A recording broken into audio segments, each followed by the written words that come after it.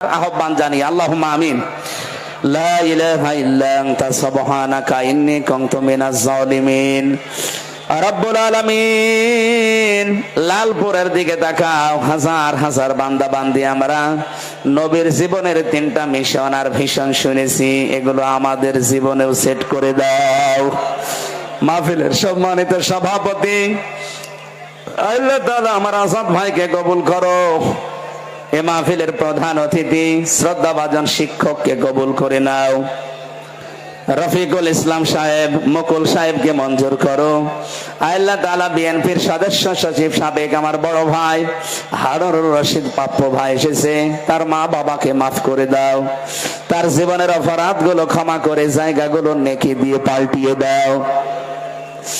মাওলানা আবুল কালাম আজাদ ভাই সহ যত আলেমেরা এখানে এসেছে, আলেমদেরকে আলেম হিসাবে মঞ্জুর করে নাও। আমার জেলখানার সাথে জনাব তারেক জিয়া সাহেবের পিএস নুরউদ্দিন অপু ভাই, বারবার 3টা বছর আমরা এক ঘরে ছিলাম, বিভিন্ন জায়গায় গেলেই তিনি দোয়া চায়। আজকেও তিনি দোয়া চেয়েছে, মেসেজ পাঠিয়েছে, আল্লাহ তোমার বান্দা অপুকে মাফ করে দাও। তার সন্তান দিয়েছে, সন্তানটা কবুল করো, স্ত্রীকে কবুল করো, মা বাবাকে ক্ষমা করে দাও। ম্যাডাম খালেদা জিয়ার জন্য দোয়া করছি, আল্লাহ তুমি তাকে সহি সালামতে সুস্থ রাখো। মাজলুম মানুষ তারেক জিয়ার স্ত্রী, তাদেরকেও তুমি দেশের সন্তান, দেশের সহি সালামতের সম্মানের সাথে ফিরিয়ে দাও। মানুষের ওপর যারা জুলুম করে, মানুষের অধিকার যারা নষ্ট করে, আল্লাহ তুমি তাদের চিরতরে মিটিয়ে দাও। আগামীর বাংলাদেশ মানবতা প্রতিষ্ঠা করার সুযোগ করে দাও, মানবাধিকারে দেশে কায়েম করে দাও।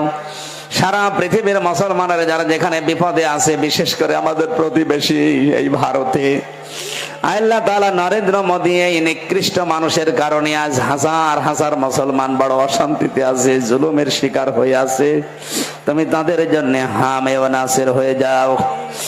ইসরায়েলে যেভাবে দাবানল জ্বালিয়ে দিয়েছো, যে পৃথিবীতে জুলুম হয় যেখানে, তাদের উপরেও তুমি গজব নাজিল করে দাবানল তৈরি করে দাও।